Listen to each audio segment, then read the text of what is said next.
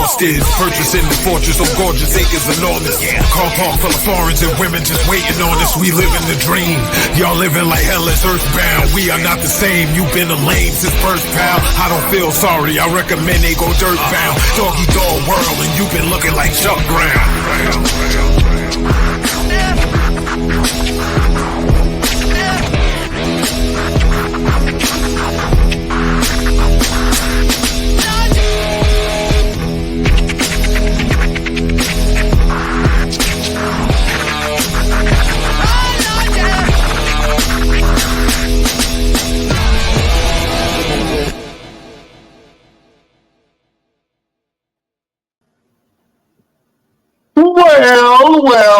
Well, beautiful people, best damn nation. It is Wednesday, and you know what time it is. It is the Best Damn Wrestling Podcast.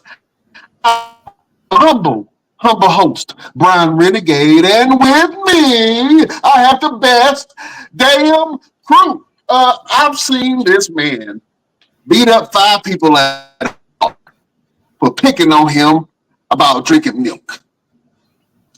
He is the green-eyed bandit. He fights people. Sometimes he bites people. He's your mama's favorite wrestler, and he can whoop your daddy ass. The one and only Roosevelt. What's happening? Yo, what's going on, people? What up, B? How you feeling? Oh, man, blessed and highly favored, as the old folks would say. You know what I'm saying? I appreciate you asking, my brother. How you doing? A little bit better, I finally got that tooth pulled out. Now it feels like a black hole in the back of my face now. So as soon as that heals up, I'll be 100% ready to go, brother man. You and them crocodile teeth you got, boy. Listen, just don't eat nothing that's gonna get stuck back there. You know what I'm saying? So avoid certain foods, popcorn, ribs, anything that got like just a little extra meat on it. Just don't even do it. Just don't even do it. Just eat carrots. I had waffles for breakfast this morning. I had baby food bananas for lunch, and then I had waffles and grits this evening for dinner. So I'm good. I'm good to go. Well, you sound like you starving. That's like struggle meals. What kind of waffles? Is it Eggo waffles? Yes, Eggo waffles. Yes, indeed. I thought you was talking about some real organic waffles with nuts and berries, oats and shit in it. No, all that extra shit. No, I just need some that shit. Don't seen Eggo waffles? Lego my Eggo. I ain't never seen nothing that was elastic. You got damn near feel that. Eggo waffles are indestructible, Jack, but they are delicious when you throw them shits in the microwave. I'm just exactly. And that's the thing. People were like, "Yo, you don't put it in the toaster? They don't put it in the toaster for it all crunchy." Don't nobody want no crunchy Eggo. Crunchy ass waffle. Nobody want a crunchy ass waffle. I've always been partial to the soft waffles, but some people like to throw it in the toaster or throw it in the air fryer. I prefer eat but if I was gonna eat one, I'm gonna throw it in the microwave. I ain't gonna throw it in the oven or the air fryer to get crispy. Who likes crispy waffles? Nobody. I don't know. If you crispy waffles out there in the chat, just type crispy waffles. You know what I'm saying? Yeah, exactly. And I hear on TikTok land, if you like your waffles microwave, type microwave. If you like them crispy, I'm gonna pray for your deliverance and question your choices in life. Yeah, don't nobody want no crispy ass waffles. I'm just saying. That's just it's just me. You know what I'm saying? But we hope that you guys are doing great out there. Shout out to everyone on Facebook and Instagram. Shout out to everyone watching us from YouTube. If you're listening to us via Pandora, iHeartRadio, Audible, Amazon Music, wherever you get your podcast, we appreciate you listening to your boys, and shout out to the truckers. That's right. They make America run, huh? The life that they run the lifeblood of the country, man. So shout out to the truckers, everybody out there on the road to listen to us and support your boys at the Best Damn Wrestling Podcast. But Roosevelt, what you got on our hot topics? Man, ain't lots. That's exactly what I was getting ready to say. We're going to do your favorite portion of the show. We ain't done it in a long time. You know what it Long is. time. It's hot It's topics. hot topics. Oh man, what we got, brother? Man, let's start off about a show that we don't really talk about very often because they ain't got shit going on. And as we can see right now, they still ain't got shit going on. That is AEW. They had their State of the Union address. Sir, how dare you? I'm just speaking up for all the AEW stands. I don't give a damn, but I'm just speaking up for all the AEW stands because they say Brian Renegade ain't fair. So I'm just speaking up for those AEW fans that love AEW. How damn dare you? Okay, continue. Okay, yeah. Hey, look, the way that you just sound like the AEW fans. One person. They don't really got much going on. They got the All In that they got coming up in 2025. It's going to be in Texas. But their State of the Union conference, whatever they call it, did not do very well in attendance. In fact, compared to the one that they had in the very first All In State of the Union to now, it looks like a Trump rally. They do it like that. Yeah. Yeah. Compared to Obama rally. Yeah. We remember that. We remember that.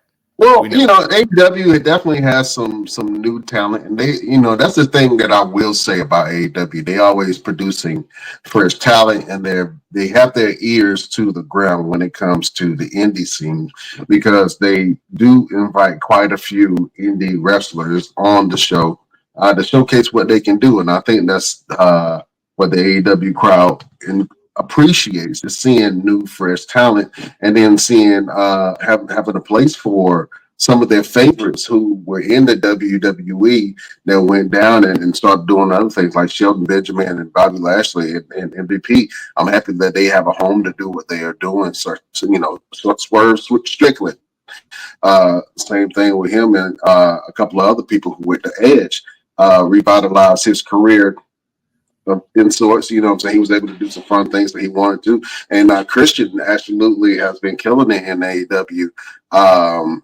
as of late. Now, all of these stars are coming to AEW, and that's great. All of these indie wrestlers are being able to premiere on AEW, and that's great. But it's something that they are missing, and the low attendance is definitely showing that. Absolutely. But I will say that they are reporting that their ticket sales are doing large numbers. They've already reached $1 million in ticket sales, and the show isn't until June. So that sounds pretty good. However, there's always an however with AEW. Mercedes Moné is wanting Beyonce to appear at AEW's All In and do a performance for her. So that $1 million that Tony Khan has made, it's already out the door. He done already spent it.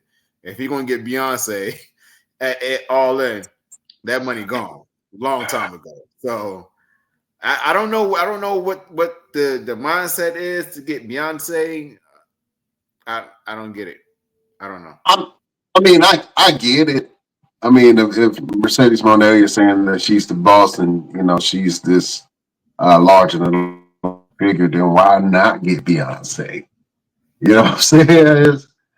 Why not? In case of emergency, break glass to get Beyonce on your side. That's kind of far fetched. That's a reach. I don't think that the AEW crowd cares about Beyonce.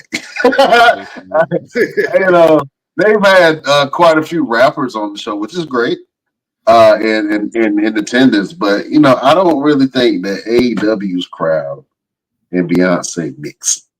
No, I don't know. Ain't no beehive in AEW. I'm pretty sure it's a lot of beehivians. What do you call them? Beehivians? People in beehives? Yeah. Yeah. I'm pretty sure it is a lot of people who enjoy her music. But I see Beyonce 100% making the appearance at a WWE event. I mean, that just makes sense. Just because they are. Yeah.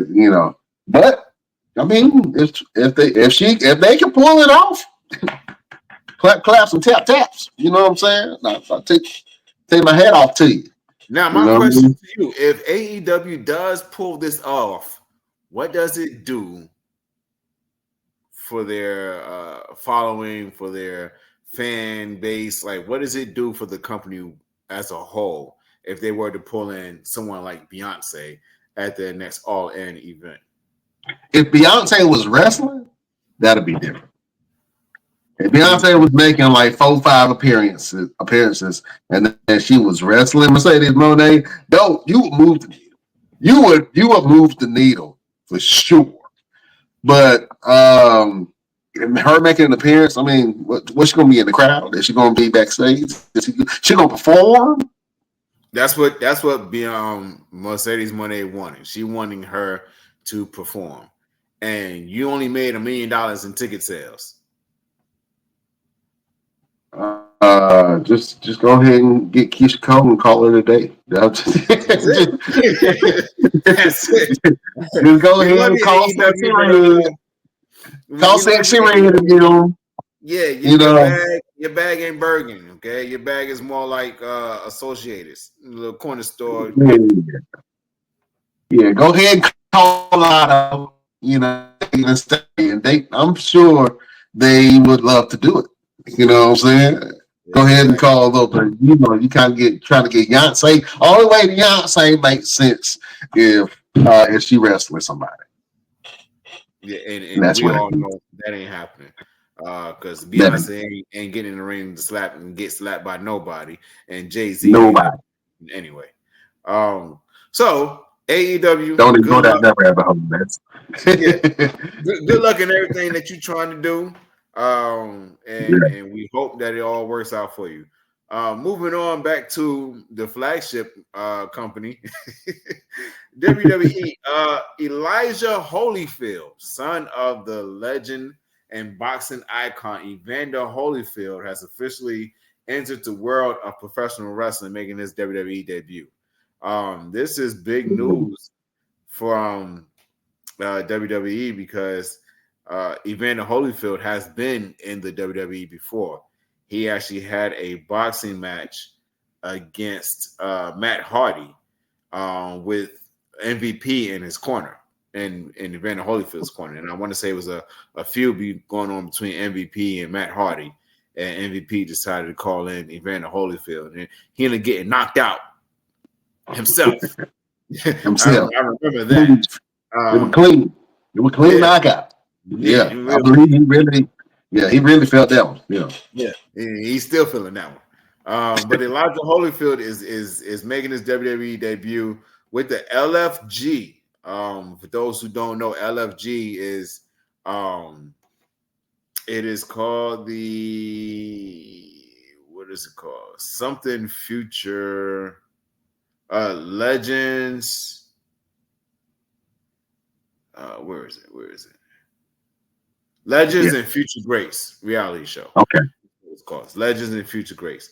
And this is a show that WWE is kind of like the Tough Enough way back in the way. We just showed my video, my Tough Enough video from long time. This is going to feature legends taking on some rookies and showing them the ropes and kind of mentoring and guiding them to becoming WWE superstars and maybe future legends all in their own right. So shout out to Elijah Holyfield. We hope that he does pretty good. He was a NFL running back for the Cincinnati Bengals. He just made his transition into WWE to professional wrestling. So we'll see what happens, man. I mean, he's got a good look. He's in great shape. That's a big guy. That's a dude. And if he hit like his daddy, guys. If he hit like his daddy, good night. That's all. Well, we got the villain of the Best Damn Wrestling Podcast in the building. He makes the Grinch look like a Teletubby. This man is an entrepreneur. He is a world-renowned photographer. He puts on productions. What does he not do? He is the Renaissance man, the villain of the Best Damn Wrestling Podcast. LP, what's happening? What's going on, man? How y'all doing? Sorry, I'm What late. up, P? It's good, man. We just chilling like we does. You know what I'm saying? What's happening with you? Nothing much. Editing my regular life. We're You doing sound hot like topics. We're you doing sound hot like you need a topics. hug or something. This Huh? you sound like you need a hug or something. This just my regular life. Man, you do spectacular things every day, LP. I You know what I'm appreciate it. saying? I'm trying. Yeah. LP, so we're doing hot topics right now. We're talking about Elijah Holyfield, Evander Holyfield's son, making his way into WWE's new program called LFGs, Legends and Future Greats. Future Greats reality show, kind of like Tough Enough. What are your thoughts there? Do you even know anything much about it? Is that a thing with Booker T? It has Booker T in it, but there's a bunch of other legends that's going to be involved in it as well. I don't know Legends that. like Undertaker, Triple H, Shawn Michaels, Mickey James, Bubba Ray, and Booker T. Okay, yeah, I saw a clip today of Booker T talking to some guys, and one of them was rolling his eyes or something. And Booker T jacked his ass up. Oh, that's an old. That was an old clip, probably on Tough Enough. Yeah. Oh, so I thought that was for something new. Yeah, I want to see Booker T jack somebody up. What you over there laughing? Well, why is it coming out now? Because I think it's because of the LFG. The people are talking about the reality show, and they're going back saying, remember when Booker T yanked up old boy for rolling his eyes and acting like he didn't care about what Booker T was talking about. Oh, okay. Yeah, I thought it was something new. Yeah. Yeah, but I hope he do yoke somebody up. Somebody getting yoked up. Somebody getting sitting home crying. I'm just saying. Yeah, absolutely. I got a question for you guys, man. Seeing that WWE has this reality show, and they're gonna have a bunch of legends up here as mentors and guides. If you were to go to the WWE and you had to be mentored by a legend, who would you want to be mentored by? Shawn Michaels. Why? Because he's Shawn Michaels. There's no explanation. He's Shawn Michaels. Shawn Michaels has a great mind for wrestling. He is one of the greatest wrestlers of all time. The original Mr. WrestleMania. And he just from his whole entire career, Shawn Michaels has been that guy. And even him turning over a new leaf and having a new walk with God, and becoming religious and being a guide and a mentor to young people, man, I think that's an inspiring story that not a lot of people know and that needs to be heard. So I think that Shawn Michaels will be a great person to get mentored by, because he's done everything and pioneered a lot of matches in the WWE, and he is a fixture, definitely a Mount Rushmore figure for a lot of people. So if I had to get mentored by anybody, it's Shawn freaking Michaels. Okay. What about you, LP? It's quite a few guys actually, but if I had to pick one, I probably would say Stone Cold, just because Stone Cold know how it was from coming up from the ground up. He wasn't never really given anything. He had to earn everything. I think that he would be able to, he know ins and out more than most.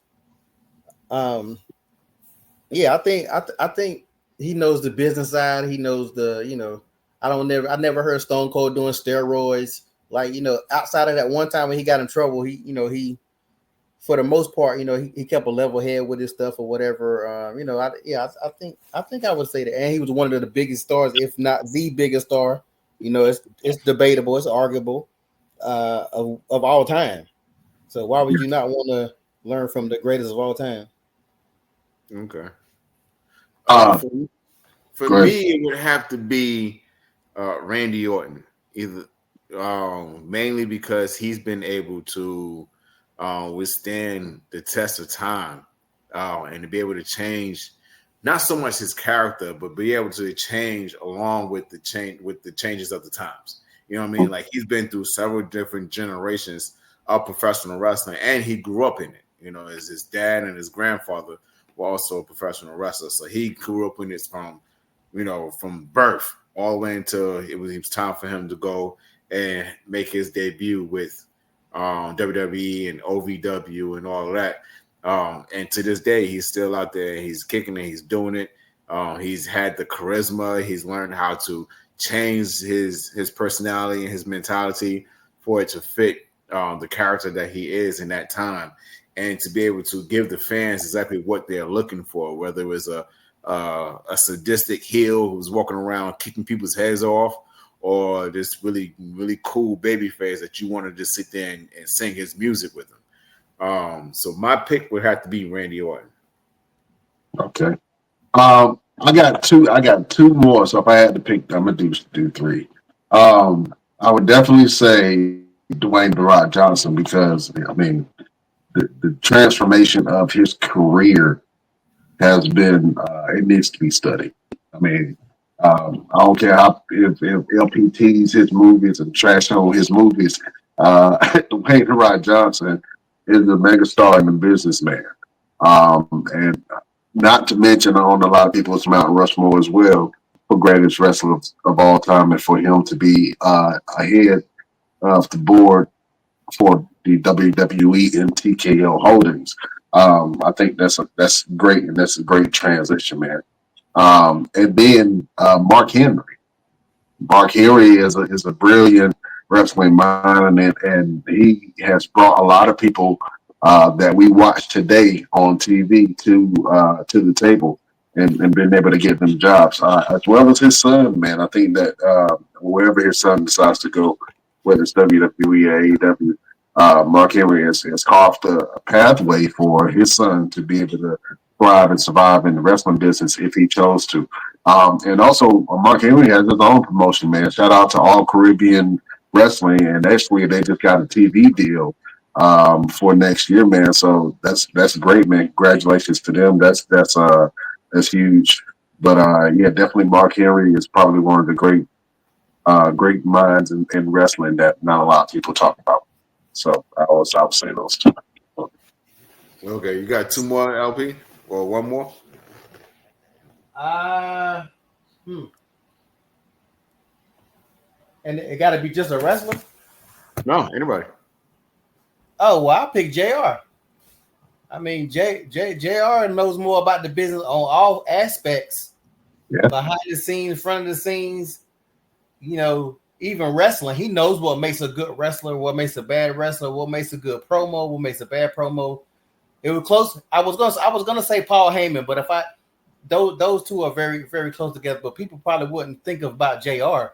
But JR would definitely be a great mentor. Yeah, I can see that. My other two would definitely be Paul Heyman, because he's a guy that who learned on the fly, how to bring a company from the ground up, and he is still one of those guys who will tell you, he doesn't know everything, but he's learning as he goes. He's learning how to do new things and change things, and the way that he thinks about how to deliver a specific moment or some type of storyline or whatever. Like there was one where he was looking like he was distressed when Roman Reigns left, and he was up under Solo Sikoa, and his eyes was bloodshot red, and he looked like disheveled is the yeah, word. Very disheveled. yeah. And they said that the report said that he had made sure that he didn't sleep for over 24 hours just to deliver that look. You know what I mean? So for someone to have the type of dedication to do something like that, like Paul Heyman has done, you know, why would you not want to learn certain things from him and certain aspects of the business? And my other pick would definitely be Michael Cole. Michael Cole is a guy who, you know, you hear from a lot of WWE superstars now who say they go to Michael Cole for advice for a lot of different things inside and outside of professional wrestling. So Michael Cole would definitely be my other pick, and he's been around it for a very long time too, and he has figured out how to move from backstage correspondent to, you know, the head guy for the commentary, and working with all the talent and helping them to be able to deliver their character, so that way he can tell the story behind the scenes as well as they tell the story in the ring. So Michael Cole would be my other pick. I'm not mad at Michael Cole. I like that. And Michael Cole has also had a little skit in the ring. I know a lot of people hated that time, but he definitely had a little bit of time inside the ring. So, yeah, Michael Cole is a great wrestling mind. Best Damn Nation, which wrestler would you want to be mentored by if you would just so happen to go to the WWE and be a wrestler? And that's what we're talking about right now. But yeah, those are definitely some great minds to be able to learn from. Straight up and down, Jack. Let's make a pivot real quick, because I know I want to talk about it with LP. I want to get his thoughts on it. Matter of fact, we might have to go old school with LP and do a do a little rant, you know, if you will. You down for a rant, LP? Oh Lord, what am I ranting on? We're going to talk about the death of the New Day. And you had some things to say about the New Day that were unsavory. But I want you to do a tough talk on the New Day, man, and just where they're headed, man, and what your honest thoughts on the whole thing. We haven't done this in a while, but I'm excited. Beautiful people, prepare yourself for a little tough talk. Oh my God! Oh my God! Oh my God! Oh my! All right, so tough talk to the New Day. Where do I start? I guess I would start with to Kofi Kingston and Xavier Woods. You guys are the dumbest guys I've ever seen in my life. You got, first of all, if you want to get rid of New Day, that's great. Y'all want to stop tap dancing and flipping pancakes, that's great. But what you don't want to do is make it so you would dig a hole so deep you might not be able to climb out of. Big E was the heart and soul of the New Day. Without Big E, you didn't have a New Day. Since Big E be gone, you haven't really had a New Day. Y'all been trying to hold on to that shit. They was holding on to the New Day when Diaz broke up and X-Pac was still wearing the damn Degeneration X shirt. It's over with, bro. What you still wearing that damn shirt for? It's over with. So y'all bring your boy Big E out there, and it's a total flip. Shout outs to whoever decided to do that, because nobody saw this coming. None of us saw this coming. We thought it was about to be Kofi and Xavier Woods going back and forth. So shout out to that. But your guys made a mistake, because now you're getting booed out of now you're getting booed out of the arenas. You can't even talk. And what's going to happen after this? Big E is clearly coming back. They would not have done this and let this be the last time we see Big E in WWE in the ring. He's clearly coming back. Why? I don't know. But the New Day is dead. Let's just officially say this now. You can make sure you timestamp it. The New Day is officially dead, because there ain't no way you can bring the New Day back after this. The New Day is probably the longest faction in WWE history. Longer than DX, Evolution, Bloodline. Who else you want to call out? I think the New Day is probably the longest running group. Whether you want to call them a group or a faction, the New Day is the king. There ain't been nobody that lasted longer than even if you said a Four Horsemen, they got different versions of Four Horsemen. But the New Day had it. But it's over with. The shit is done. No more pancakes. No more of that tap dancing trombone stuff. It's time to get real. Now, whether this works for Kofi, I'm gonna tell you why. Let me not say wonder. It's not gonna work for them. Kofi is a horrible heel.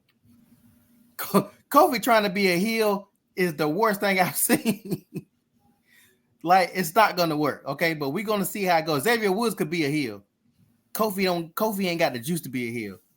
But we're gonna see where it goes. But the day is officially over with. Oh man, it's a lot to unpack from that. That is a tough talk with your boy LP Roosevelt. What do you think about that tough talk, man? Does he have some valid points? LP's the type of dude that'll go in the restaurant, order his food, and come back and it's wrong 5 times, and then he'll go in the kitchen and cook his own food and complain the entire time. You can't please LP for nothing. For the longest time, man, the New Day, they need to stop tap dancing and throw pancakes, and then the minute they do it, man, that was the dumbest thing they should have done. You been off doing the tap dancing, throwing pancakes. Like, bro, what do they got to do to make you smile? Like, buy you a Happy Meal or something? Like, good grief. Oh, I think this is a really good move for the New Day. Yes, we did not see it coming. No, we will not see Big E anymore. They needed Big E to come out there for them to do that, for the fans to really get behind the factor of them being heels together. Because it's not going to work with them fighting each other the entire time, because it's not working with what's some Damian Priest and Finn Balor. It's not working. When you have a faction that has been around each other for so long, you'll say, oh, brothers fight, da da da. It's not working. Jimmy and Jay didn't work. The last time something like that actually worked was Owen Hart and Bret. No, I would say Undertaker and Kane, but they're not really brothers. They're not really brothers. I digress. Yeah. Okay, Undertaker and Kane, great, wonderful. But having them fight against each other wasn't going to work. I think the whole idea, and they've been talking about this for a very long time, is that they just did not have that factor of getting angry, finally getting angry. And Xavier Woods said that to Kofi Kingston. Kofi said, man, if he wasn't, you said, what if I wasn't what? If I wasn't who? What you going to do? Get angry? You finally going to get angry? I think this is what he needed in order to really push it. You know what I mean? Like, them fighting each other wouldn't have worked. Not whatsoever. Them turning on Big E made it work. Now the fans are doing it. Now they got exactly what they wanted. They want the fans to really get behind them and boo the shit out of them. That's what you want. That's what you want from really good heels. You want the heels to be booed. We got too many Kevin Owens fans who don't care what he do. They're going to cheer or they're going to, clap or boo or whatever. And they do it at the wrong times. When he's doing some really dastardly shit and he's beating people up in the backstage, they're laughing and they're smiling and they're happy. Yeah, please. Thank you, Kevin Owens. But when we go out there and he's doing really good shit and he's tagging with Randy Orton, he high-fiving, he's shaking. Oh, boo, we don't like you. Blah, blah, blah. So this is what they needed. And this is what we need in some really, really good heels. We need heels that can go out there. We talk about them all the time. Soggy ass Dominic. He's a really good heel because he gets the heat that he needs, and he does not need to do much.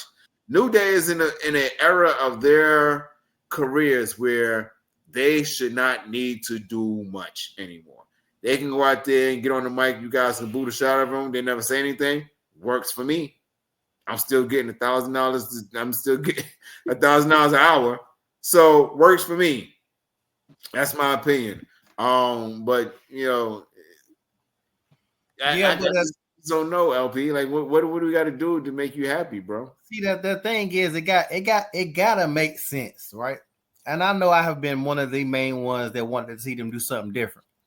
You didn't have to turn them a heel to make them do something different. Which we're gonna see how it go. But what's next? They're heels, but unless Big E come back or whatever, or they attack somebody or something else, what's going to be next? The thing with WWE writing right now that I have a problem with is they just flipping switches on people and they don't really do nothing with it. You got New Day's a heel. Are they gonna go for some belts? Are they gonna try to get a tag belts? Or are they gonna, which I'm pretty sure they're not, because the whole thing they supposed to be talking about individual goal. You know, are they gonna be looking at Gunther? Or are they gonna be looking at who got the belt over there? Is it not Braun Strowman? Is it Braun Breaker stick about the belt? Or, Yeah. Bob Breaker has the U.S. title. Yeah. yeah. So I mean, are they I'm gonna saying split? they're the Continental title. My bad. Yeah. So are they gonna split them up? What are you gonna do? Like now you got these guys hated, but now what? And that's where WWE messes up every time. They don't know about what's the next step. I said that shit in the comments, in the inbox.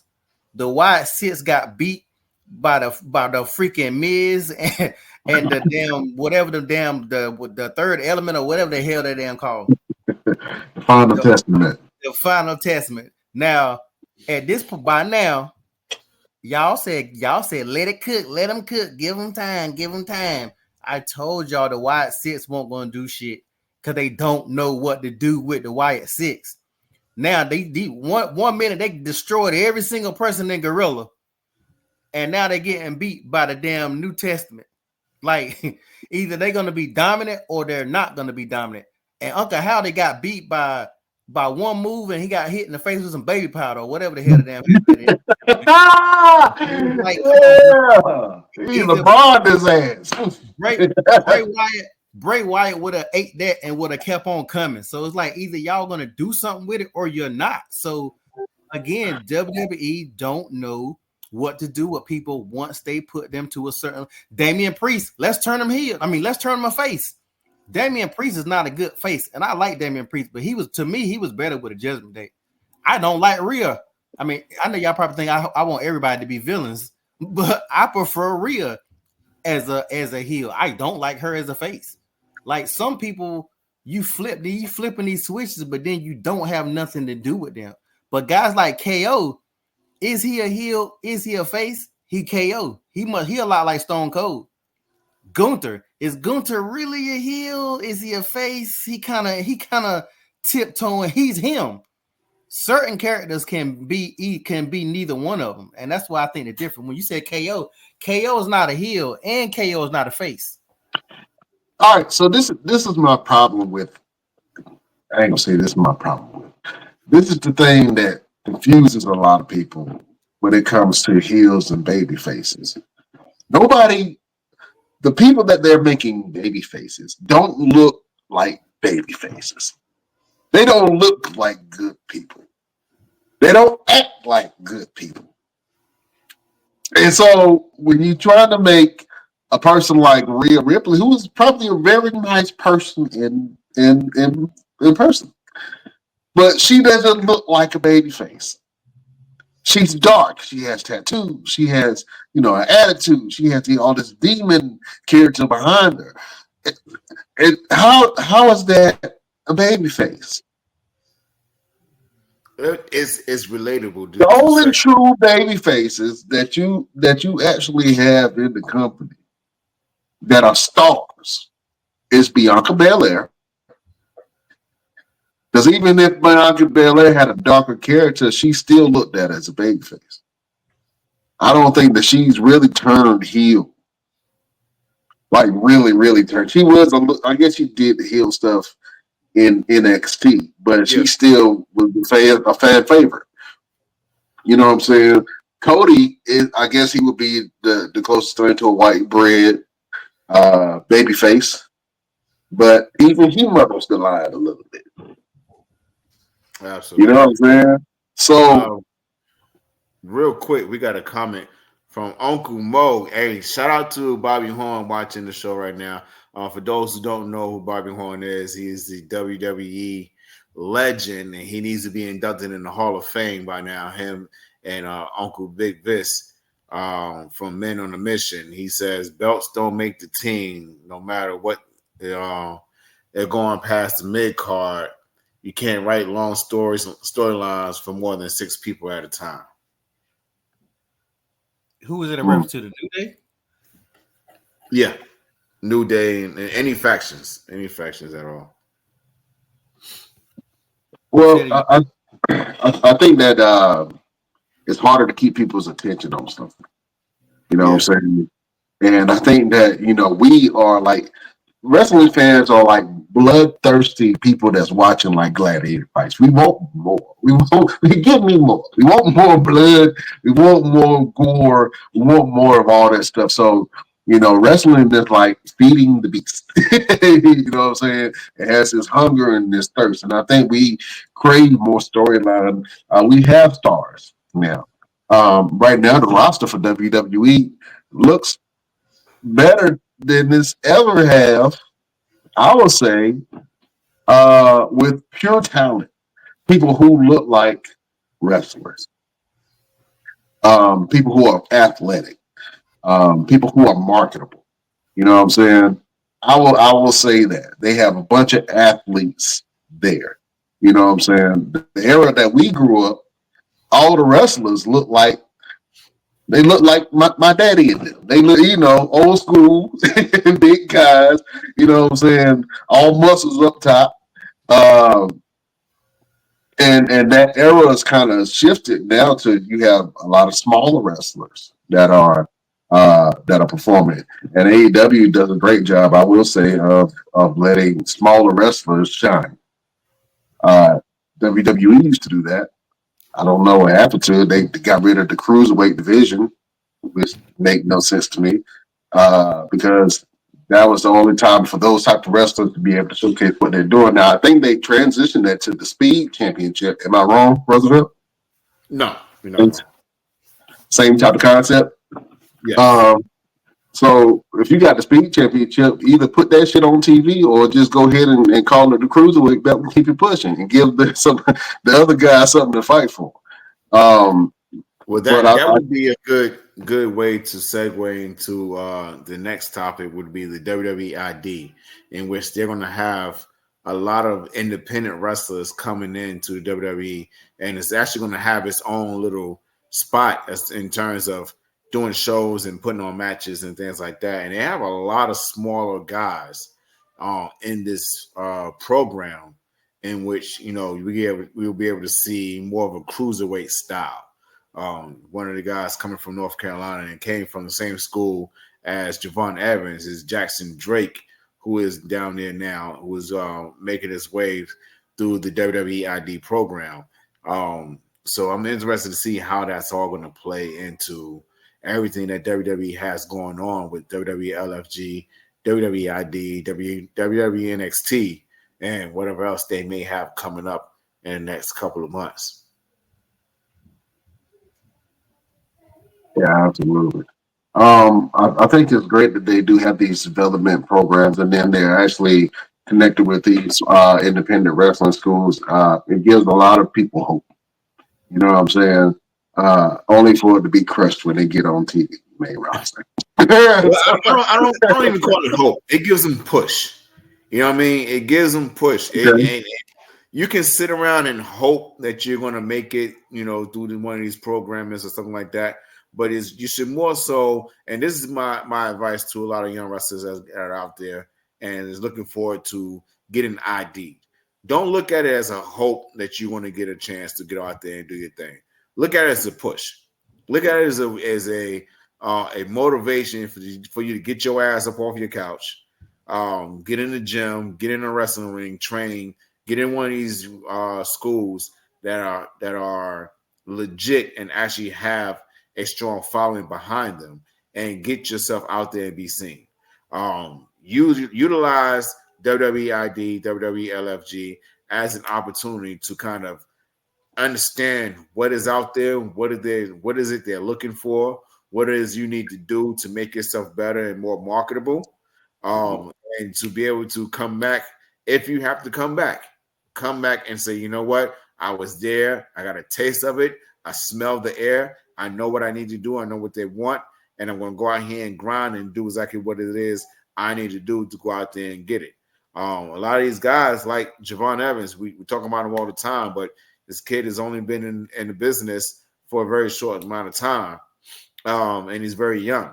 So a lot of these guys, they talk about guys who have been doing it for 15, 20 years and are just now making it into the WWE.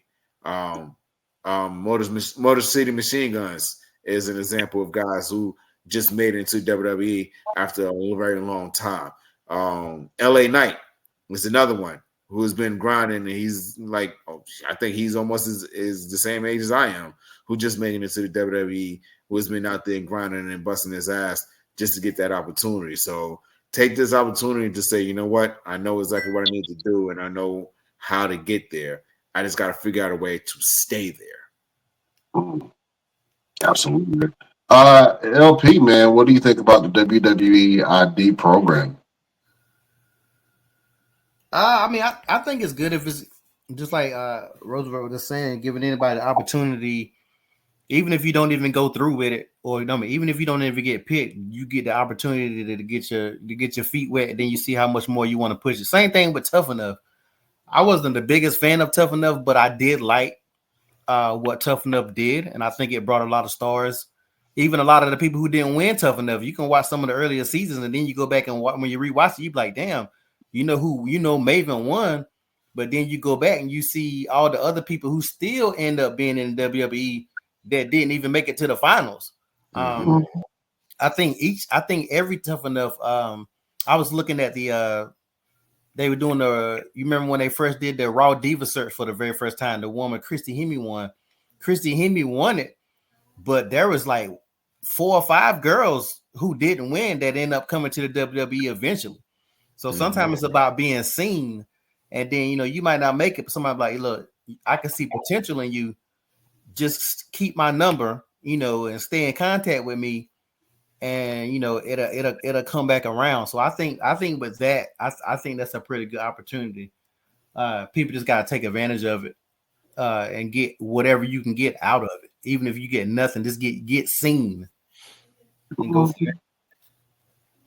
Absolutely. And then if WWE makes this show, and this is a good transition, they have Saturday night main event that's coming up, man, and I think that gives wrestlers another slot to be able to be on TV and showcase their talent, and maybe that's a great opportunity to bring up some young up and coming talent. Maybe do some squash matches with somebody, or you can bring up NXT talent, and then they can be showcased on that platform as well. LP, do you remember the old school main event? Oh yeah, man. Back then we watched. Well, people seem to forget they brought Saturday Night Main Event back one time before. It didn't last. I don't think it worked. I don't know if the ratings weren't good, but this is not the first time they brought it back since back in the days. It was a very short time it was brought back. I don't know if it was one night or it was something, but they did it before. But yeah, Saturday Night Main Event, man. This is when we used to watch it as a family, like my mama and daddy and sisters. We would sit there and watch. That was even if you weren't even a wrestling fan, because it was on regular TV. You didn't have to have cable to watch it or whatever. And that was a really good way people got to watch wrestling. I think sometimes people get confused. Not confused. I think people get locked in on the cable aspect, but everybody ain't got cable. Like, when I didn't have cable, Ring of Honor was my damn show. Ring of Honor came on about 4 or 5 times a day. They'll replay, it'll come on at 11 in the morning, then they'll replay it again at night. And if you ain't got cable, that's how I seen Damian Priest. That's how I seen a whole lot of people buy, Ring of Honor. So if you put wrestling on a non-cable, and I don't even know if is it gonna be on NBC again? I think it's gonna be NBC or one of the big channels. Yeah, that's where it normally is. But yeah, you would think that NBC, if you CBS, you put something like that on regular TV, you can build your fan base up. I'm pretty sure it might not be hard. It's probably hard to get wrestling on regular TV, but even like AEW, they should have put something on regular TV and get people interest sparked. And then they might be like, follow them or whatever. But yeah, I can't. I'm gonna try it out and see how it is. see if it's gonna be any different. But they got to make it different than Raw, and it got to be different than SmackDown. I don't know how you're gonna do that because it seems like to me most of the stuff that they're doing is the matches from storylines that's already going on. I think Saturday Night Main Event was its own thing back in the days. It just had a different feel, so it's gonna be hard for them to try to get a different feel, if that makes sense. Well, they got Jesse the Body and Terrell on there, man, as commentators. So I think that feel of what you're talking about is having, some of these old school personalities come in and it's going to almost feel like a throwback or like a retro show, paying homage to the past. But it does need to be something brand new. And to be honest with you, that's a great platform for you to be able to put the Speed Championship and do something with that other than putting it on Twitter or whatever the platform they have on X. But yeah, I like it, man. I think it'll have an old school retro feel. I love Jesse the Body Ventura, and when he did commentary back in the day. Now I'm not sure how his commentary is going to be now, because it's been a while since he's done it. But we'll see, man. I'm excited to see. Hopefully, it's a great show. Hopefully, it gives it these wrestlers another platform to be able to showcase their talent. You know what I'm saying?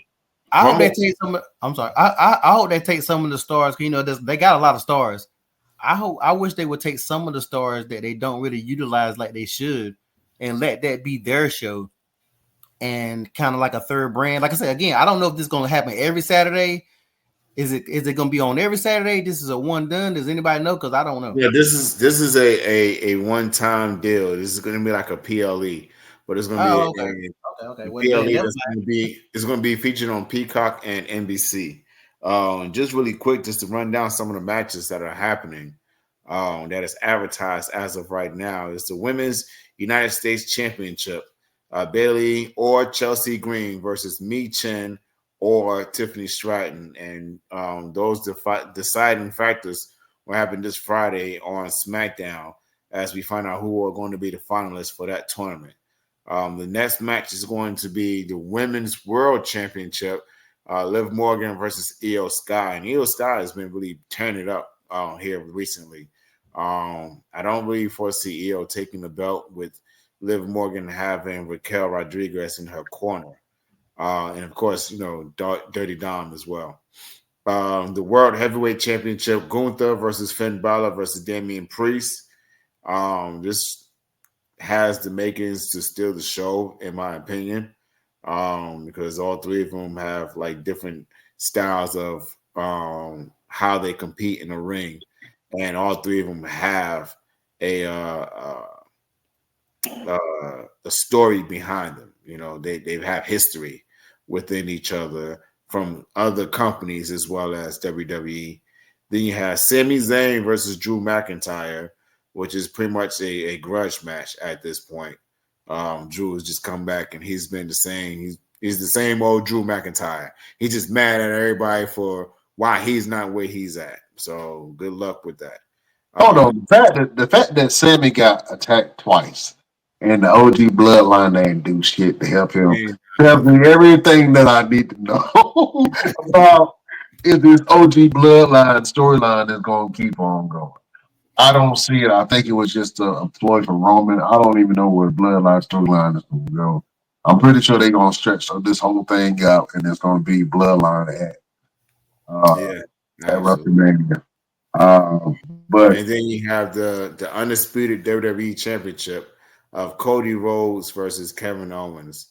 And I believe they're going to showcase the old style WWE Championship for this match, just for one night only. I saw a teaser video of Triple H and Cody Rhodes.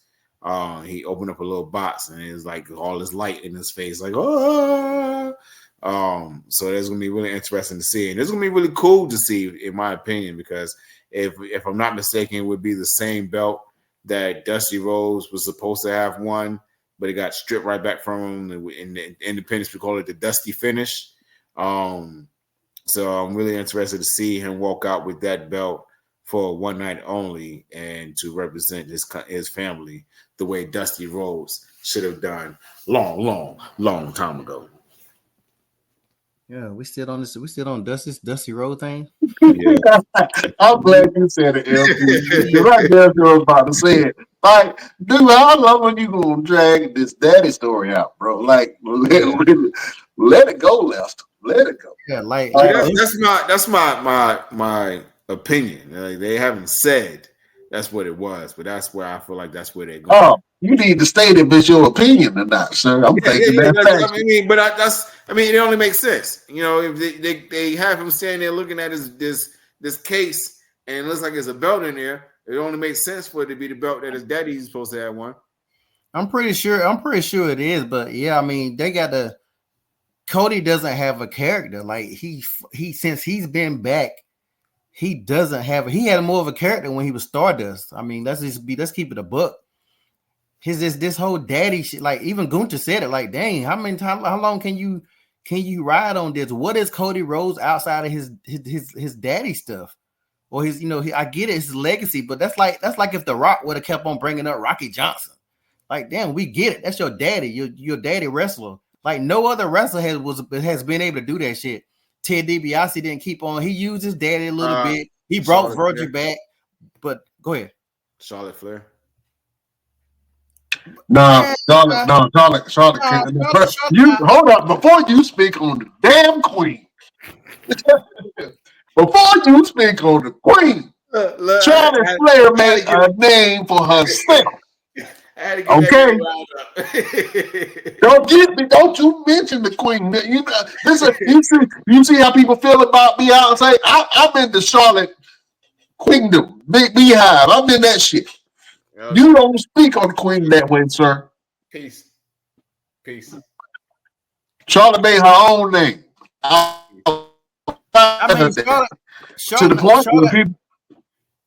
Charlotte made her own way eventually, but she did. Now don't get that's like at the beginning. Now she didn't use daddy.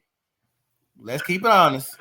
When she first started, she didn't use daddy. Everybody else was using daddy against her. She used daddy. Daddy was even in some of her storylines. Let's be honest. And then she started proving that she could do her own stuff, but she used daddy too. Let's not forget the part about when he's supposed to been getting some girl pregnant or something like that. Lacey Evans. The whole thing with Lacey Evans. Come on now. Yeah, let's not forget that. Yeah, but she has carved her stuff after the fact. But Cody, like, damn, Cody, like, bro, I don't want to hear about you. I really want Christian to show up one time and be like, let's talk about your daddy. Let Christian do one of his damn promos on him and his fucking daddy, man, bro. Like, and it's hurting Cody Rhodes. I heard this on TikTok today. I was scrolling, and they were saying they heard that Roman is not even going to be part of Saturday Night Main Event because Cody is, because they trying to get some attention on Cody. I don't know how true that is because I haven't really took the time to really look it up. But I'm gonna keep it a buck. When the last time Cody closed the SmackDown? Shit, when the last time Cody wrestled a pay-per-view? I mean, but it ain't Cody's fault. It's Triple H. It's Triple H and them fault. I think you wanted Cody to get the belt. Cody got the belt, but they didn't. Again, after that, what's next? They're not building up no real story. Like, he has not been in a real storyline. The biggest closest he been to a storyline than the shit he just did with Roman not too long ago. He don't have his own storyline.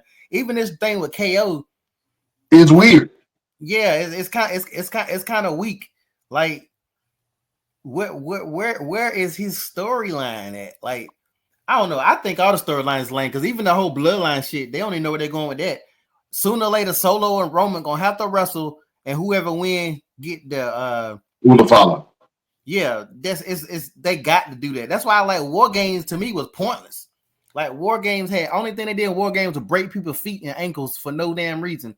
Like, that's the only thing they got out of War Games was broken bones. Like, they had no. We thought this whole bloodline, OG bloodline versus bloodline, was gonna be some big thing, and it really wasn't. Nobody was bleeding. Like, nobody. That should have been the old school War Games with NWO. I'm not NWO with the Four Horsemen and stuff. Everybody bleeding.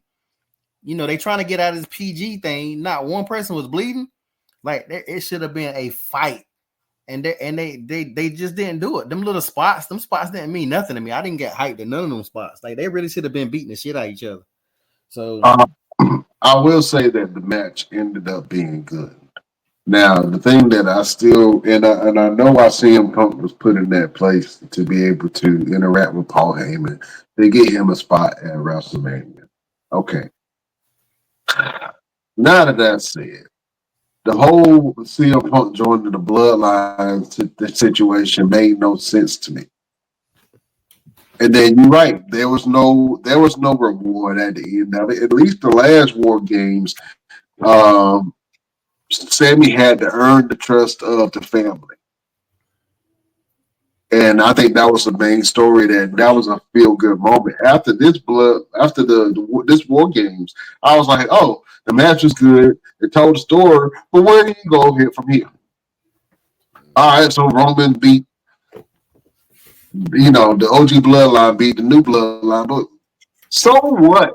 The new Bloodline been whooping the OG Bloodline ass for weeks. And that one victory is supposed to mean something, and he still ain't got the Ula power? Damn, makes sense. they should have had it where whoever won War Games could use the name Bloodline. Like something like that would have made more sense. Something like that, some type of a stipulation.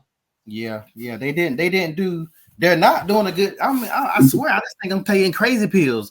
Like I just see a lot of the stuff that everybody else be trying to get hyped about. Like they're not Triple H or the writers they're not doing a good job on a lot of this stuff right now. The CM Punk thing, it made more sense for CM Punk than Seth Rollins when they broke it down afterwards. But that's still, I just felt like CM Punk kind of shoehorned in it because even though people wanted Brock Lesnar wouldn't have made no sense either. Why would Brock Lesnar help Roman? Like that wouldn't have made no sense even if it was Brock. Like they didn't have nobody else but CM Punk, and being that CM Punk was a Paul Heyman guy, I think that's the only way that they could write it. And now CM Punk in his favor, so he could headline WrestleMania.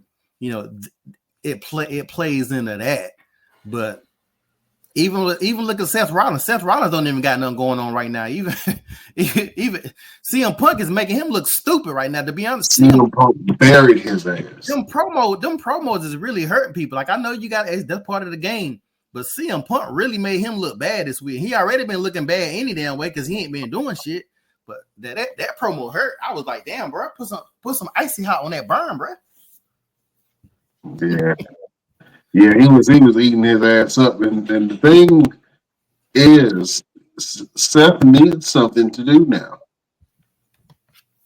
Yeah. First of all, shout out to Shinsuke Nakamura for winning the U.S. title.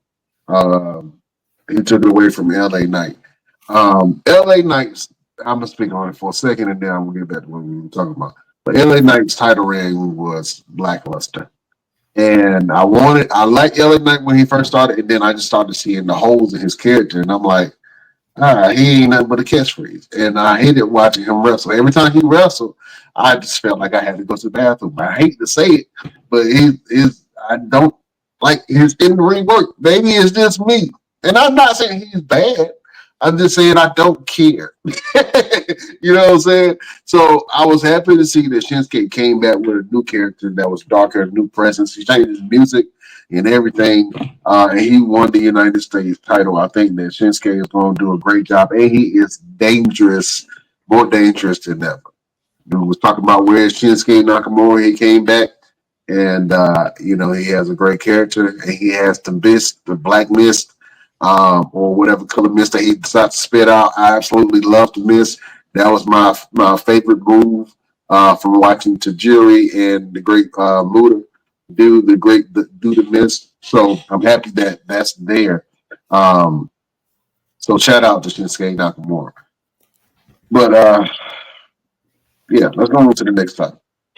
All right, real quick. So the next topic is WWE's NXT Deadline PLE that just happened this past Saturday. And again, I sing the praises of this young man all the time. Javon Evans really went out there and got busy. He got bouncy. That's what he does in the Iron Survivor match. And the Iron Survivor match is a really unique style of match. It's 25 minutes on a time clock, and you got to score as many falls as you can. And the biggest thing to take away from that is if you get pinned or submitted, you have to go into a penalty box for 90 seconds. And there was a lot of different factors that happened in this match that really kept you on the edge of your seats. Because, you could have a situation where you have several stars, several of the competitors in the match would have the same amount of falls. So you could have, potential having a sudden death after the time had expired, in which that did not happen. But Javon almost got to a point where he almost won the match. Shout out to Obafemi, who did win the match and goes on to compete against Trick Williams for the NXT Championship, which is going to be one hell of a fight because Obafemi is not no pushover. And Trick is pretty much trying to showcase the fact that he is that guy in NXT. Go ahead, Brian. Obafemi is a star. Obafemi is what WWE and Vince McMahon wanted Omos to be. I think that Obafemi is going to be great. I'm not sure how he is going to translate to the Monday Night Raw or the SmackDown crowd. But in NXT, he is the absolute problem. I think that they are going to have Obafemi put on a great match with Trick Williams. Obafemi taking that belt, they're going to move Trick Williams over to probably more than likely SmackDown, and that's where Romero Days is. And Trick Williams will probably be better received on SmackDown. Obafemi is a star, man, and I think that he's poised and he's great. Hopefully, he gets some good writing, some good storytelling, and his character translates well. But right now, Trick Williams and Obafemi, they're going against each other. I think that match is going to be absolute fire. I can't wait to see it. The villain of the Best Damn Wrestling Podcast. I know you don't watch NXT, but do you know who Obafemi is? Nah, I don't know who that is.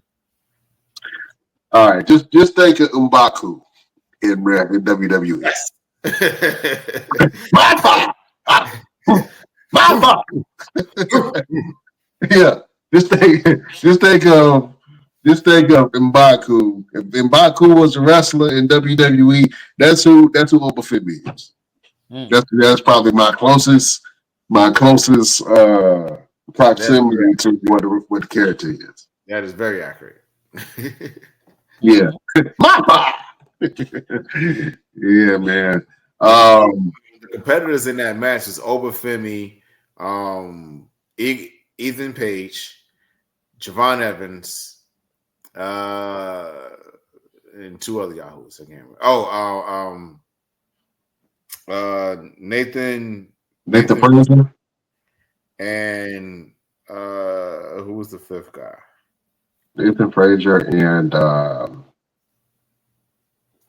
Obafemi, Javon, Ethan Page, Nathan Fraser.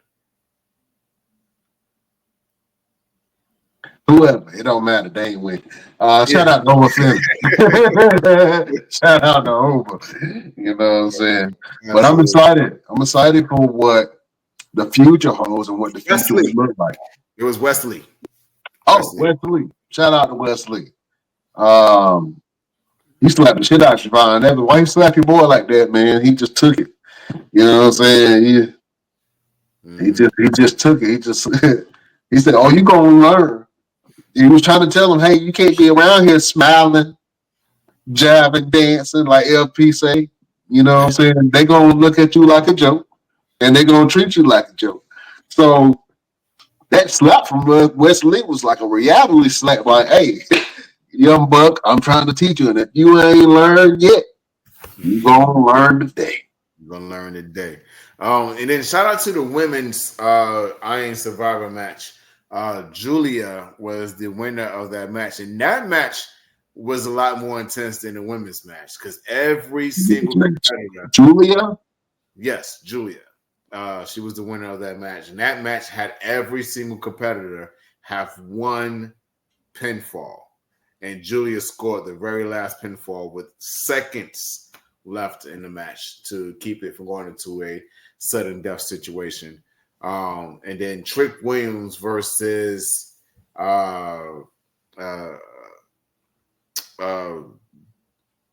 gosh, what is his name? Ridge Holland. Ridge Holland was a really good match. They really told the story of the injury with Trick Williams' neck. That one spot where he got himself twisted up in between the ropes with his neck. I was like, oh my gosh, get him out of there. He's gonna die. It ain't no coming back from that. Trick Williams was able to find a way to come back from that. Because, man, that shit it was so uncomfortable watching. Have you ever seen somebody or yourself being caught up in the ropes like that? Not like that. Nope, not me. You won't get me to do it. Them ropes is tight, okay? And to just have your leg caught up in it like Damian Priest did that one time when he went to go do that dive over the top rope. It's one thing, but to have your neck lodged in between it, and the only way to really get out is to flip your body back over, because you really can't stronghold those ropes apart. You really got to figure out a way to relieve that pressure and to get yourself out of there.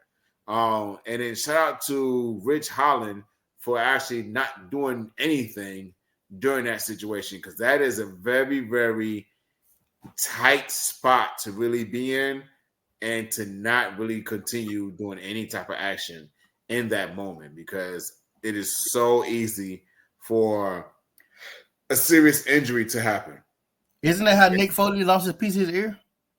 Getting caught up in the rope? Yeah. So, and then who was it? Was it Bobby Lashley who almost got decapitated? He fell between the ropes and his neck almost got flipped off. Braun Breaker. Was it? Yes, but it was somebody else. Braun Breaker. I mean, a lot of people have had that spot before, and it's been nasty. I remember the time that Enzo Amore, when he was wrestling, he had got slid under the ropes, and I guess a piece of his head. And they were really terrified of the thing that he had got injured. So I've seen a lot of people get caught up in the ropes, and a lot of people don't realize that there's nothing soft about those ropes. And a lot of the times it's like chains, right, or cables within those within the ropes themselves. It's cables. It could be some ropes, like really wood ropes. But the main thing around it is that that rubber around it is really strong rubber. So when you hit those ropes, they hurt. If you get somebody that's going to be WWE's ropes are really, really tight, really, really tight. So to get in there and get caught up in those things is not fun. Not fun. It's not fun on the end. So I know it's not fun on WWE. Yeah. You ever wrestled a show with some loose ass ropes? Yes, I have, and it is horrible. It makes everything look terrible. I'm serious. Like the moment you send somebody off to the ropes and they got to come off, it looks so terrible. Just getting in the ring. Whenever I have a situation like that, when I get to a show, I check the ring, I check the ropes, I make sure everything is good before I even do anything. Before the show goes on, I'm like, hey man, y'all gotta tighten that. I'm not getting in the ring with no ropes that's that loose, because I like to do some high flying shit every now and then. I like to do springboards and stuff. You know what I mean? I like to do cross bodies. Sometimes I throw an elbow drop in there. If I know if I can get on top of that rope and it's loose and there's a potential of me getting hurt, nah, either fix it or my match is going to be very simple in playing. I'm not utilizing the ropes. And it's so easy to fall between the ropes and fall on the outside because it's so loose. So, yeah, I've been on shows like that, and I let it be known. I'm not getting in that ring. Yeah, ring safety is important, man. We've seen some pretty bad accidents. I think losing your ear to the ropes is pretty damn bad. I'm pretty sure a lot of people have been banged up and towed apart by the ropes, man. Especially on the indies. I see some loose ass ropes on the indies, but tighten up your rope, people. Tighten up your rope. Oh man, fellas. Oh man, this was a great show. Real quick, man, we had the and you were a part of it. Talk about the event that just happened, man. Only the good die young in Nightsdale. That was a great card, man, that they had. Talk about that event real quick. Oh yeah, standing room only. It was at a CrossFit gym in Nightdale, North Carolina. It was an amazing event. Shout out to Christian. You guys have seen him come on the show every now and then as a guest host. And from top to bottom, every match had its place on the card. We saw Mark James become the new NBW champion. We saw Maverick Vo become the new Hyperdrive champion. He defeated CJ Evans because Blade Brown was not able to compete due to an injury. So he had to relinquish the title, and Maverick Vo went on to compete against a newcomer, CJ Evans, and was able to walk away with the Hyperdrive Championship. So shout out and congratulations to Maverick Vo. And I also ended up getting in the ring myself. Wasn't planning to, but cards subject to change, and you always have to be ready, so you don't ever have to get ready. So I showed up to the show, and I was there to be a commissioner for the Hyperdrive Championship, and the powers that be of Newborn Wrestling was asking if I could be in part of the 6-man scramble match. And one of the other guys got pinned. At least I didn't get pinned. But it was an amazing show. The fans, as they were walking out the door, they was telling us, it was amazing event. They can't wait for the next one. I believe the next one is in March of 2025. So you guys be on the lookout. Follow Newborn Wrestling on their Facebook page and their Instagram to find out when their next event is going to be. And speaking of events, should we tell them? No, not yet. Not yet? Not yet. Okay. Not yet. They don't deserve it. Not yet. Literally drooling at the lips. Yeah, we'll wait on that. But yeah, we got some big things. But first of all, how many podcasts, wrestling podcasts, do you know got their own champions? And I put our champions up against antibodies. You know what I'm saying? Y'all ain't hanging with us. Till you get your own champions, don't talk to us. Man, we on a different level with it, Jack. Yeah. But shout out to Maverick Vo, man, for winning. And, I think he's going to be a great hyperdrive champion, Maverick Vo. I call him the shotgun shogun, you know what I'm saying? Because one shot, and it feels like you got hit 8 times. You know what I'm saying? So that's why I call him the shotgun shogun, but he goes by the shogun. Young talent, great young talent, brilliant young man. He's an actor. He's a wrestler. Very versed in martial arts, and he is now your best damn wrestling hyperdrive champion, man. So shout out to Maverick Vo. Congratulations to you, sir, and I can't wait to see the great things that you do defending that title. And shout out to Blade Brown, man. Blade came on the show last week, and Maverick and Blade had an interesting interaction. So I'm a little bummed that I didn't get to see these two go at it. But in the future, I do see Blade Brown coming back to get his title that he never lost from Maverick Vo. And when these two finally do lock up, it is going to be a banger. Absolutely. You know what I'm saying? I seen the clip from the show, man, and when you tried to strip away the belt from Blade, man, the crowd went crazy. They turned against your ass like you were Dirty Dominant. They telling me faster than they turn on New Day. Yeah, they almost blew your ass out the building. And the biggest thing is something that we talk about all the time is like having a fan base and a draw. And the biggest draw was, and I'm gonna be honest, it was the entire show, but most of the fans were there to see Blade Brown and Maverick Vo do battle for the Hyperdrive Championship. But business is business. And as I stated there in the show, I would rather the fans come see a 100% Blade Brown take on a 100% Maverick Rowe, and that way there's no room for excuses. There's no room for woe is me's or anything. Not saying either one of these men would do that, but the fans are very fickle. The fans would be the ones to say, "Oh, well, he beat him because he had an injury." Well, I tried to keep him from fighting while he had an injury, but y'all wanted it when you wanted it. Oh, bloodthirsty ass fans. You want it when you want it, not when I can give it to you. Okay, I'm trying to give you good products, good matches, and you want to complain that you ain't get it when you wanted it. Well, you get when I tell you to. Okay, yeah, they turned on me real quick. But they love me. They love me when I went in there for my match. They didn't like the fact that I took the belt from them, but they loved me when I went in there and kicked everybody's ass. So I hated your ass too. I said, "Why you do that to my boy?" Blade is a great champion, man, and I know that I see a lot more championships in his future, man. Any show would be lucky to get a talent such as Blade Brown. So heal up, Blade Brown, and once you get back on there, I know you're gonna tear heads off and bite a lot of asses. You gonna take everybody's spot. You know what I'm saying? Because you are the alpha dog. So shout out to Blade Brown, man, a true champion, man. And shout out to Maverick Rowe, a champion. Shout out to the new heavyweight champion, man. Your boy, man, he came on the show.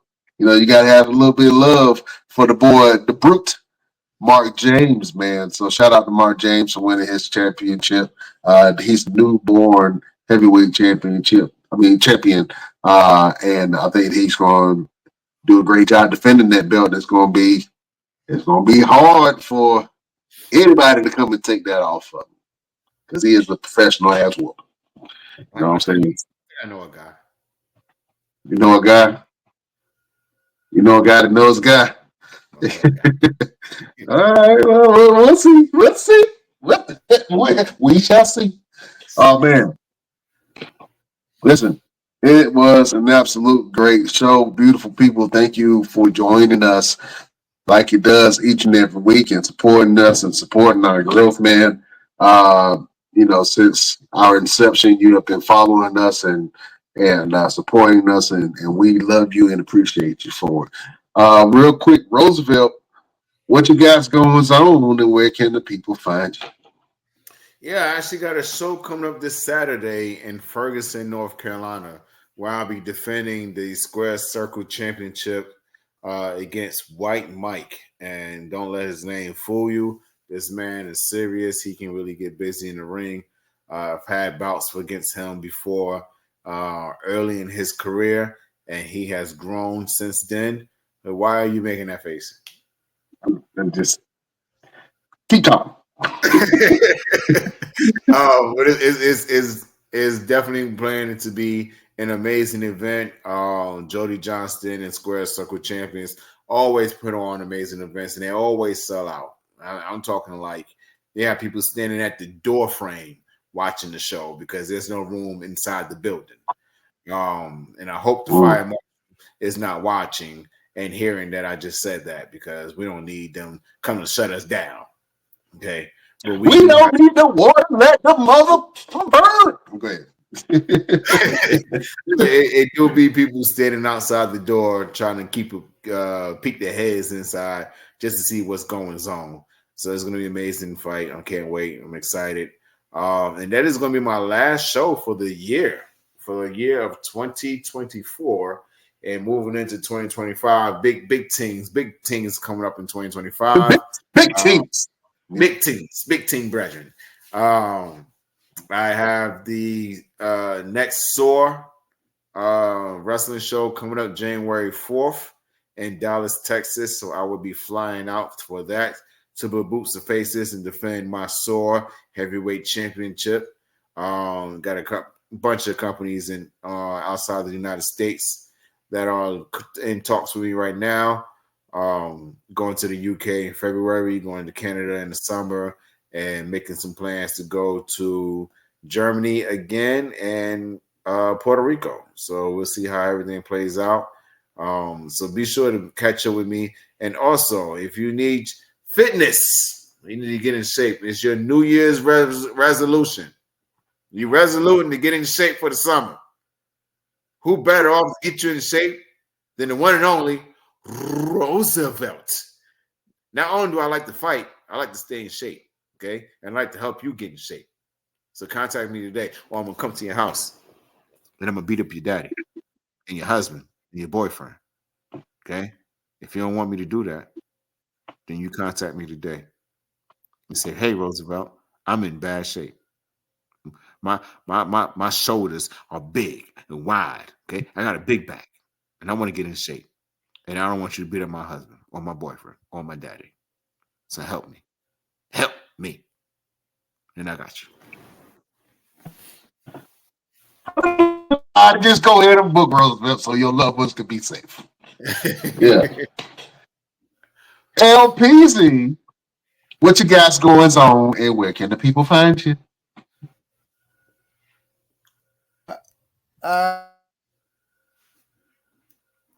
You can find me on One Click Photography Shoots on Instagram doing photo shoots. This weekend I'll be in Columbia, South Carolina. I have a gala that I will be presenting pieces in. This is not my show. I'm actually going to be showcasing the pieces that my breastplates and stuff that I make. So I will be in a designer for this show that's coming up this Saturday at Columbia. I'm pretty excited about that. That's my first time doing something outside on this aspect. So I'm excited about that and starting to gear up for next year like everybody else. And that's about it. Oh man, so book LP for your next fashion shoot, birthday shoot. You know what I'm saying? If you got something that you want to present, you got a book that's coming out, you need some artwork, hit up your boy LP. You know what I'm saying? He is a fashion inato. A fashion inato. You know what I'm saying? This boy does it all. So book LP, go to One Click Photography Shoots and holler at your boy LP and say, hey, I want you to shoot me in the face. LP. My name is Brian Renegade. You can follow me on all platforms at Brian Renegade to see what I got going on. If you love food, you can go over to Phoenix Foodies and see what we got going on. We got a couple of fairs and a couple of restaurant reviews that's coming up on that. So if you love food, rock with your boy. You know what I'm saying? And check out Phoenix Foodies. Also, we got a website, the bestdamnwrestlingpodcast.com. You can go on there and check out some old episodes, picture gallery. You can see what LP got going on. He got a show called 101 with LP. So it's a link to that and all of LP's links and works. And then you can also book with Roosevelt on that website. If you want some fitness training or some wrestling training or some fight, boxing, MMA, whatever you need, you know what I'm saying, just click on the link and show Roosevelt some love. And you can also see some of our sponsors, and you can go over there and click on those sponsor tabs and see what kind of deals you can get with some of our sponsors. So we appreciate everybody. So just go over there and check out www.thebestdamnwrestlingpodcast.com and support your boys. Fellas, can't leave without doing the final word. Roosevelt, do you have a final word for the beautiful people? I don't. I actually don't have a final word today. Damn shame. All that gray on your beard and you ain't got no wisdom. Man, it's the tooth, man. The tooth got me a little thrown off. Yeah, use your tooth as a euphemism. If it hurts that bad, pull it out. There you go. That can go That can go sideways. I ain't gonna go into that, but You know, all kinds of yeah, ways. yeah, all kinds of ways. But then, Look, take it however you need it. no, And let it don't use take it you. how you need Let it. it use Don't, you don't, don't take accordingly. it. Take that. Don't take it. Don't take it. Oh man, LPZ. We got to go to the villain because the bad guys always got the best advice sometimes. LP, do you have a final word for the beautiful people?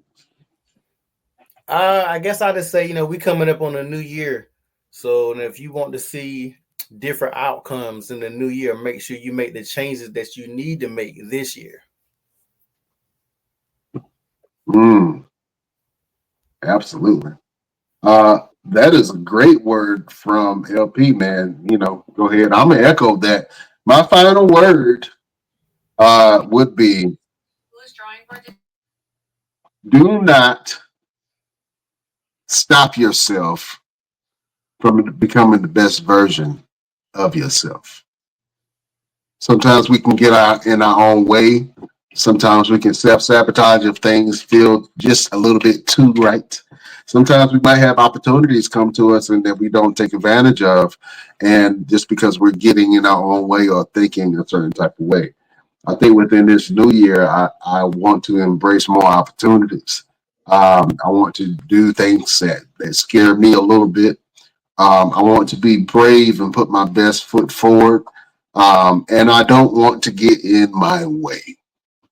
You know what I'm saying? So that's my final word from the beautiful people, man. Don't stand in your own way, especially within 2025. You know what I'm saying?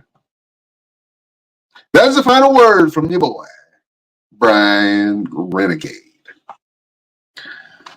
Gentlemen, thank you for being on this platform. If you want to follow us, you can go to our social medias. We got all kinds of social medias. Matter of fact, go to Roosevelt's TikTok, man. He's still looking to hit 10,000 followers on his TikTok. LP got a TikTok where he do movie reviews and talk about all kind of stuff. It's juicy. It's all kind of juicy content on there for you, for LP. You know what I'm saying? LP, what's the next movie review you gonna do? Are you gonna go see Craven? Say again? You gonna go see Craven? Hell no. I don't watch none of that bootleg Spider-Man stuff without Spider-Man in it. Damn. Sony only can get one Spider-Man back. That's Miles Morales. That's the only thing Sony make that I go see pertaining to Spider-Man. Nah, the next thing I go see in the movie probably.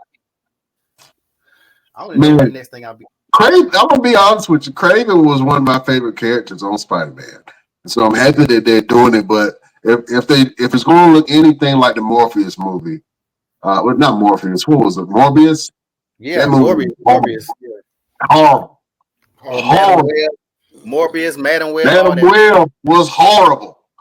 I will say, go see Gladiator too, because Denzel Washington did his thing in that movie. Oh, you already seen that? Yeah. I seen. All right, so we gotta get him. Did you do a movie review on it?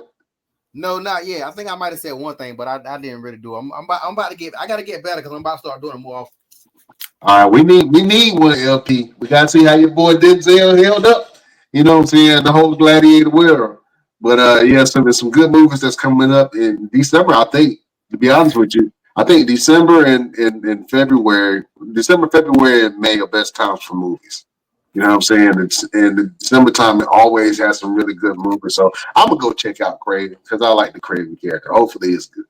You know what I'm saying? But go check out some movie reviews from your boy, the villain of the Best Damn Wrestling Podcast. LP. Hey, go check out Brothers Tormer too, because I'm gonna write this shit myself, because Roosevelt ain't never gonna put that shit out. So I'm gonna go ahead and write it. I'm gonna write it, and I'm gonna write it. I'm gonna write it. I'm gonna produce it, and I'm gonna play all the roles. I'm gonna play the same role that Roosevelt played in the first one, and I'm gonna play the cop because he taking too long. I'm just the actor. I didn't write the shit. That ain't my stuff. You were the star. You were one of the stars. I can't do nothing about that. And look, we need money to do this thing? You got money? You got money. All you gotta do is go one episode. All you gotta do is do one episode of Raw, and you'll be able to finance your whole movie. Shit.